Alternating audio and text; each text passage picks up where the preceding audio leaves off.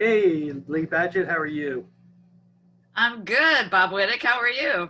I'm good. We're gonna talk to our friends at Out and Equal today. We have a great program that you and I have organized to talk about your newest book, which I'm very excited about, having read it, The Economic Case for LGBT Equality.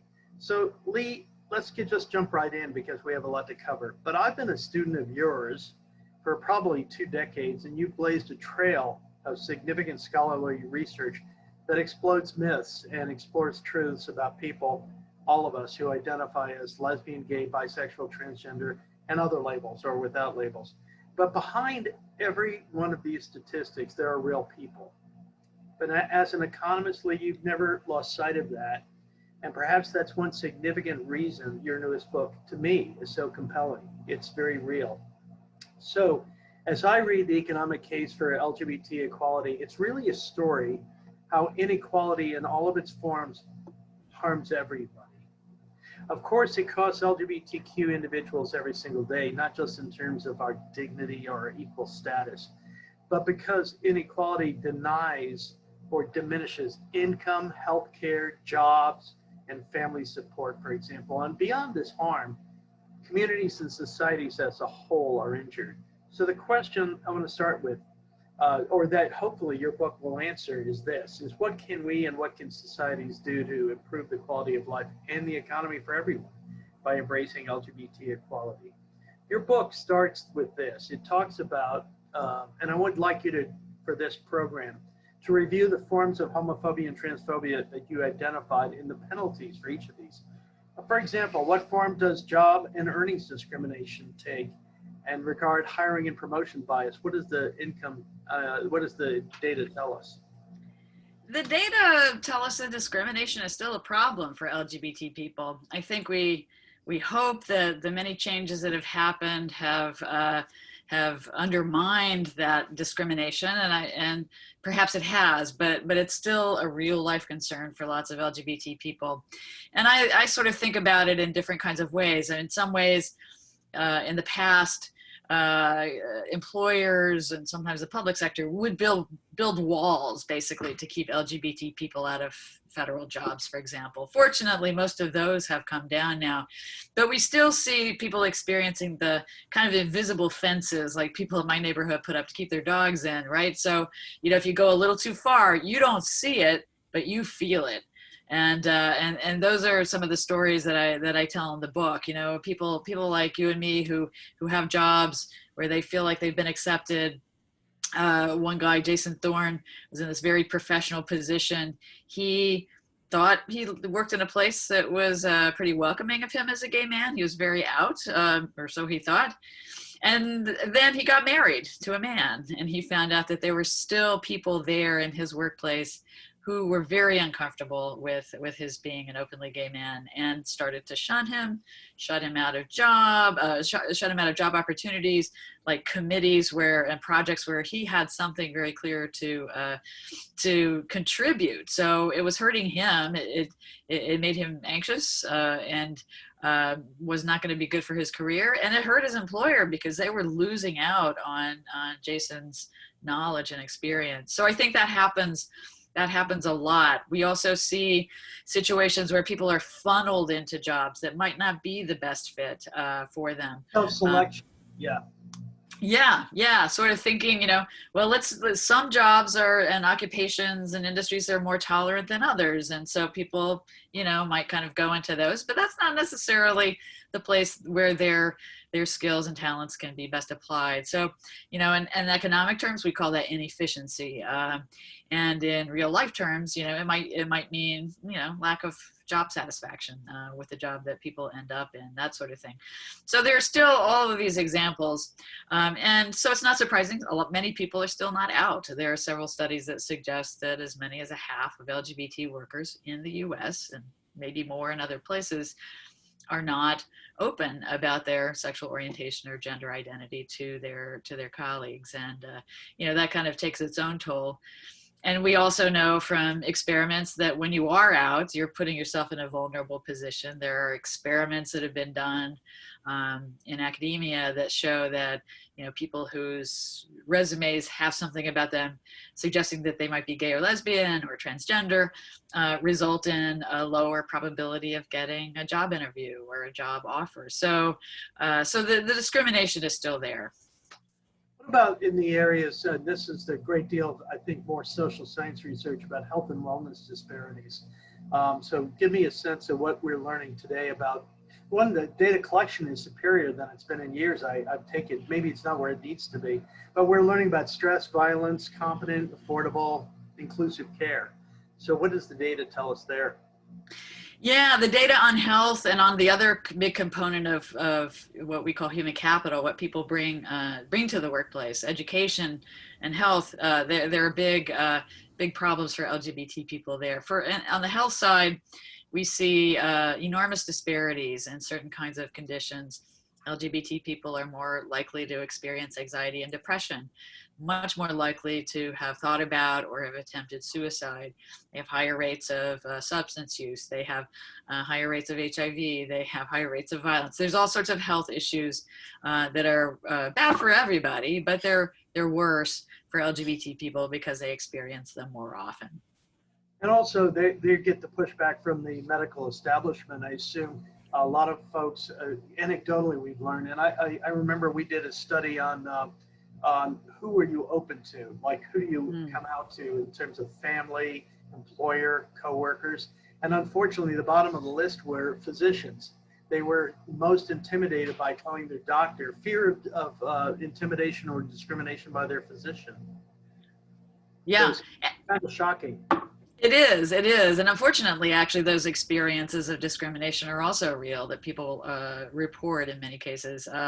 So it sets up a bad cycle. You have more health needs, and yet you may be getting poor quality care because you can't be open with your physician or because of, the treatment by other healthcare professionals. So it sets up a really bad situation for the health of LGBT people. And that also means that they just we are just not going to have as much productivity, energy, time to commit to the workforce overall. One of the things that you also highlight, you're an educator yourself, is the discrimination in education. What happens there that affects our economy? Yeah, education is absolutely central to our economies, and economists think this is one of the big markers of economic growth for countries comes from having more educated people. But LGBT kids, they learn all the usual stuff, but they also learn that they can be targets. So bullying is very common against LGBT young people in the United States and really pretty much everywhere in the world that's been studied, which is quite a few countries. We also see in the research that bullying leads to lower grade point averages, higher absenteeism, more likely, people are more likely to drop out, they're less likely to continue on to college. And so those kinds of experiences are, again, resulting in people not getting as much knowledge, the kinds of skills, not cultivating their creativity in schools at any rate to the extent that they could. And so that is also another way that we're not fully using LGBT people's abilities. And that is something that hurts the economy too. Well, let's talk about some of the positive changes going on. There's a sea change, and here we are at Out Equal. We're among a community of business leaders. And so we want to talk about that change in corporate behavior and corporate values. So what are companies doing right? What does the data tell us about LGBT inclusion in the workforce? It tells us that the companies are doing a better job. And more or less, it seems to be that it's it's not happening just because there are more public policies out there pushing them to do that. So we know, the people at Out and Equal are the people who go back to their companies and say, hey, we've got some new ideas for you. And it has been the reason why almost every Fortune 500 company has a sexual orientation and gender identity non-discrimination policy. It's why the majority offer same-sex partner benefits and offer gender affirmation benefits as part of healthcare. It's why they're looking for other ways to make sure that their workplaces are inclusive for LGBT people. So there's been a lot of changes. And those have definitely been positive for the LGBT people who work for those companies. We know from lots of different research that LGBT people working in places that are more welcoming have higher job satisfaction. They're less likely to be thinking about leaving.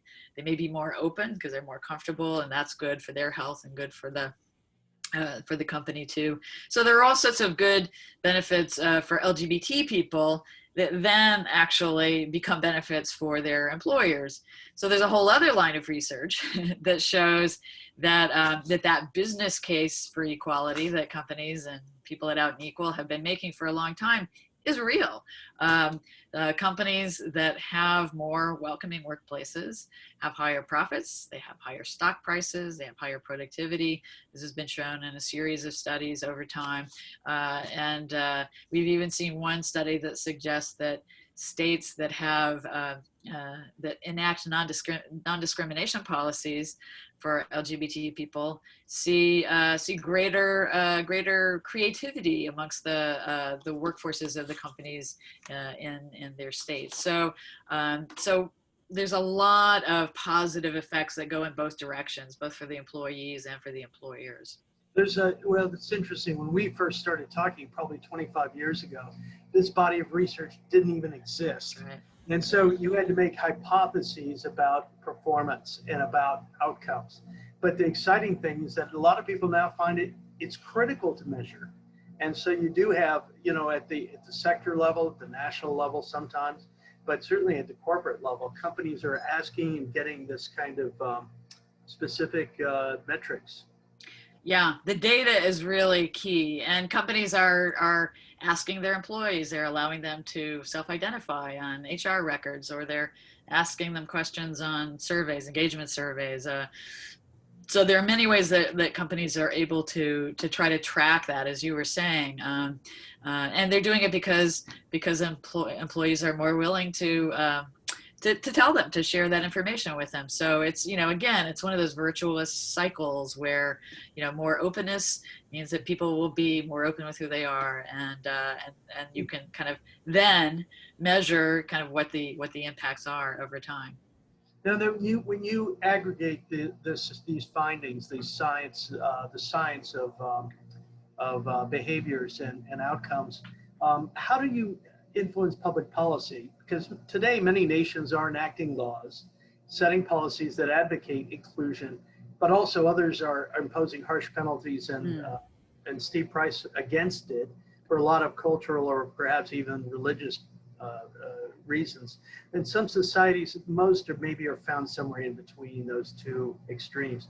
But your research today shows that nations that impose harsher policies are underperforming economically in jobs, wealth, overall health status, trade benefits, and the like. You did a great piece of work initially, I remember, for India, for the World Bank.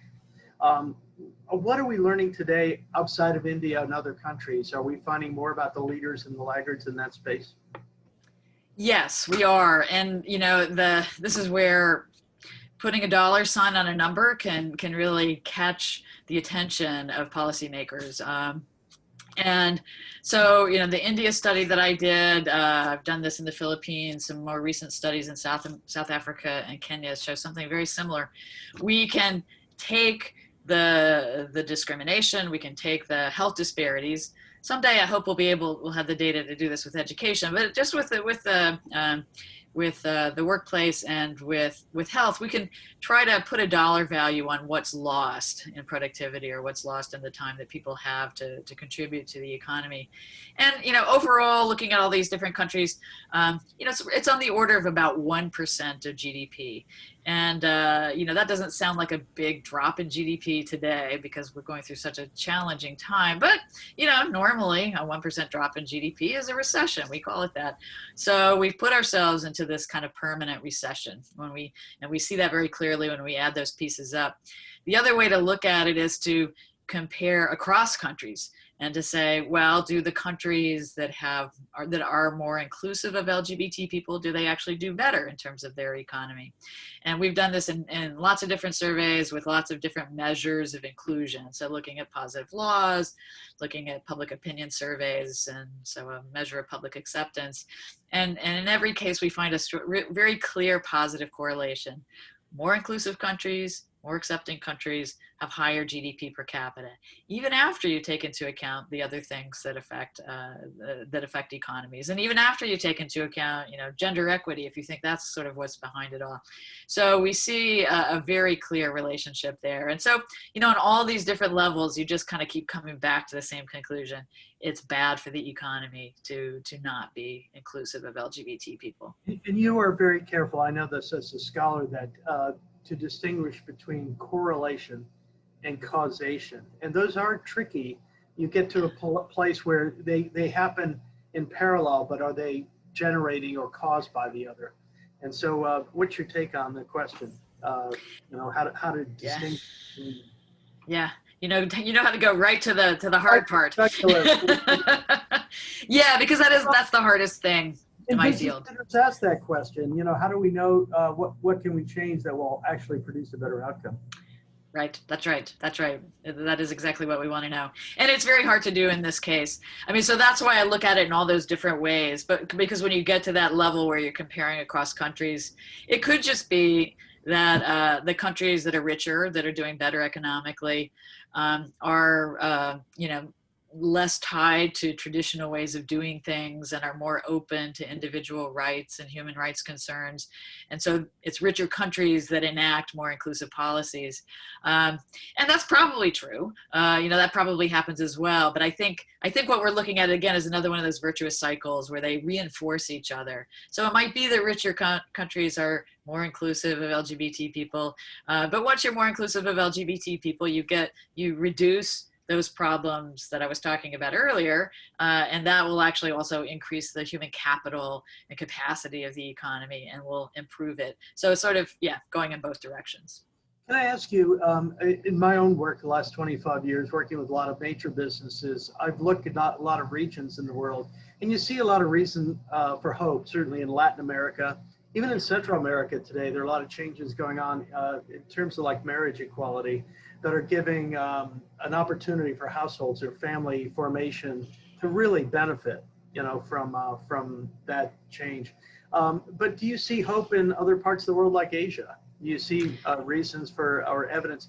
India is a model because of their change in criminality of sodomy law. Yeah, absolutely. There's definitely changes in South Asia and Southeast Asia. You know, we saw Taiwan be the first Asian country to allow same-sex couples to marry. These discussions are happening on all these different issues all over Asia. You know, I've spoken in the Philippines and in South Korea and in Thailand and you know, going there for conferences and meeting people. You know, there's a ferment. You can almost feel it. You know, that people are challenging the old ways and saying, you know, let's think about what it means to be a modern economy. And if you want to compete for, you know, foreign direct investment from big multinationals, then being more LGBT inclusive might be a good thing. For a lot of reasons. They may want to move some LGBT people to those countries to run their operations there. They may want to ensure that the workers that they're hiring locally are fully included, not just in the workplace, but that have the kinds of supports that they need to be, you know, most productive at work, from their communities and from their families. So there's I think there are increasing kinds of pressure. I know Out and Equal has been doing international programming for a while, and there's some other organizations that are trying to pull businesses together to make that case, not just for thinking that it would be a good thing for those companies to go to other countries, but for saying, you know, inclusion is good for our businesses, and so that's what we're looking for. And we think that you should be thinking about changing these policies as well. So, No, anecdotally, I'm discovering also that the Corporate Equality Index, which has been around since 2002, so we're almost at 2 decades, we've had a great benchmark, which has really driven change in the United States. But now it's being replicated in other regions, and I'm discovering from multinationals, they're very eager to take part in it. Unlike in the US at the beginning, I think there were like 12 companies that at the beginning scored 100%, and not that many took it. But today, some of the same multinationals, they're jumping on it in Chile, in Mexico, wherever Hong Kong, yeah. India, they want to be measured, they want to be benchmarked, and they see it as a way of being competitive. So it's kind of exciting to watch how research has driven those changes. Yeah. Well, it's research, it's a lot of things, but yeah, I'd like to think that we were usul to some extent in that process. Well, these are the fundamental questions. I say from 25 years ago, when I sat down with some corporate leaders at the beginning, they asked the basic question, how many gay people work for us? And you have no answer to that. There is no answer to that. There isn't an answer today. But what they really want to know is, how do we drive a business case forward? How do we create the knowledge that our actions are producing good outcomes and results? And that's what I want to drive. I mean, because I like you, I'm a evangelist and believe that win-win is the path we're on. And business and economic leadership is our path to equality. So that's why the book is so powerful to me. I want to get into solutions now too, because you're really good at prescriptions too, which is really, I think, key. This is what a lot of the readers here are going to want to take away. How can change now be driven now that we know this? And with multinational corporations, give me a sense of where they fit in. I'm thinking of places like Davos and the World Bank and others, but give me your sense of multinationals. Yeah, well, they're starting to come together so that they can kind of speak as one voice. It might be a little bit harder for one company to kind of stand up and say, your policies need to be better in this country. But when others are standing up with them and saying all together, this is bad, you're creating a bad business climate, you're creating a bad climate for the growth of your economy, then we hope that at least some government officials are listening, and it does seem like they are. And it also means that they're helping to educate local business owners about these issues as well, some of whom may or may not be thinking about their LGBT employees. They influence their supply chains in very aggressive ways. Yeah. Absolutely. Yeah, exactly. You spoke a little bit about third-party resources. So there are a lot of very under-resourced LGBTQI civic groups and leaders around the world struggling. And so if you wanted to make a prescription about third-party resources, so what kinds of things have to be available? Well, sometimes it kind of comes down to cold hard cash. I mean, that's the kind of thing that allows organizations to hire staff or to undertake research or to convene meetings, to travel to meet with leaders, with companies. And the LGBT movement, LGBTI movement worldwide is really under-resourced, no matter how you look at it, compared to other kinds of issues. It's a tiny drop in the bucket, and there are lots of sources that have, there's some governments that have started funding more international work. There are a few corporations, there are a few private funders that are doing this, but really, without a vibrant LGBTI movement, there's not going to be the will and the visibility of LGBTI people to stand up and say, we need you, my employer, to have non-discrimination policies. We need better recognition of our family members, or whatever it is. It's just not going to happen. It's the invisible hand is not enough. It's a process of education, and somebody's got to take that on, and that's almost always going to be these LGBTI groups. Yeah, in doing so too, they do feel that there's a risk assessment for all of them in this area, because a lot of countries that we talked about or mentioned, even advocating for pro-equality measures or even resources. If you're in a harsh, unjust, or criminally hostile area or region, but we can support legal reforms and pro-justice initiatives in a number of ways. Those are going to make a real difference, right? And at least in many parts of the world. Yeah, well, whether it's signing on to the UN standards on LGBT practices, or making changes to a company's own business benefits policies or non-discrimination policies, those things make a difference very directly and kind of at a much higher, more abstract level. So there are many things that companies can do. They can join some of these other kinds of coalitions. They can start meeting with local LGBTI people. I mean, actually, the Corporate Equality Index is a wonderful checklist, actually, for just thinking about what it means to be inclusive. And I've talked to some people in different multinational corporations, and it's they're on a journey, especially those that are really big and have operations in many different countries. I mean, they might not be able to just wave a magic wand and offer exactly the same benefits everywhere. My dog gets very energized about these issues. He's like, yeah, how come they're not doing that? But the interesting thing is that, that it's still possible to do it. So, I've been hearing from employers studying, IBM's work in this area, for example, and, their efforts sometimes have meant they've had to take on the local healthcare or insurance infrastructure.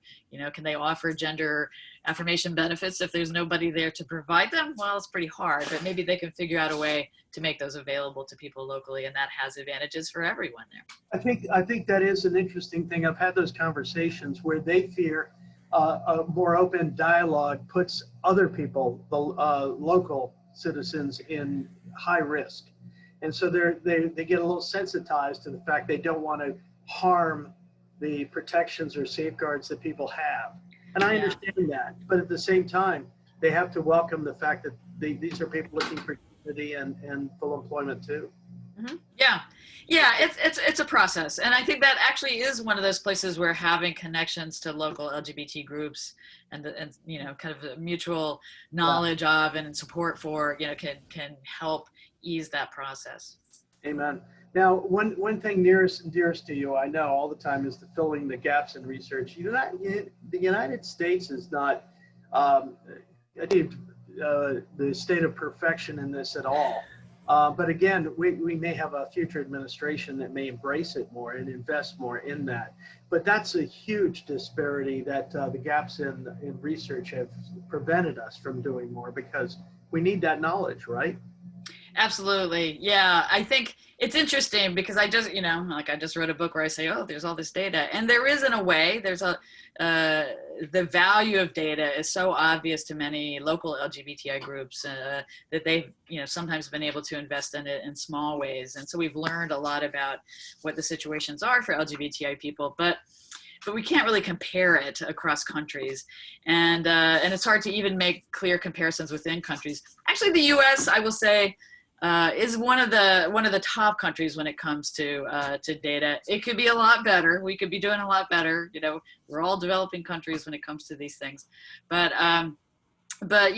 we can actually compare the wages of LGBT people to those of non-LGBT, or actually I should be careful in saying that, LGB people.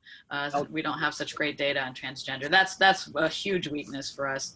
And we can compare poverty rates, so we can see that LGBT people are more likely to be poor, that they have lower incomes, that they have poor health. But in lots of other countries, we don't have that. And so if we want to benchmark, how well are we really doing, not just on the laws, but how people's lives look, what freedom they really have to live their lives, then we've got to have better data. So that's something that's doable. The US has been doing it, Canada's been doing it, the UK's been doing it, Australia's been doing that. Some other countries are starting to do a better job too. So it can be done. Dr. Badgett, the way I say that because I want to mention for sure between you and Dr. Gary Gates and other social scientists, you all have pushed the needle so far that it is this research that is driving our litigation. It's driving our Supreme Court cases. It is the fundamental basis by which we dispel what common misperceptions about gay people or LGBTQ people and putting truth and justice behind the knowledge. And that's the thing I think is the great contribution that this work will do for us. And that's why business leaders require it. The last area that you mentioned particularly, I want to raise it, is the public-private partnerships. You see great hope in that. And how do you see that working, and how is it working today that gives us hope? Mm-hmm. Well, some of it, relates to these data questions. I think that if we're going to have better data on LGBTI people, it's really going to take a lot of us working together to do that, to get the resources to do it, to figure out how to do it, and then to really make it happen. There are also, all of the whole book, is about a big problem. It's about inequality. It's about the very different lives that LGBT people live because of the situations that they live in. And if we can change that, maybe we can think about new ways of what that change looks like. We focused a lot on public policies, and they're really important. We've focused a lot on human rights. They're absolutely essential. But there may be more direct things that we can do too, where public-private partnerships in particular could be really useful, to create economic opportunities, especially for low-income LGBT people.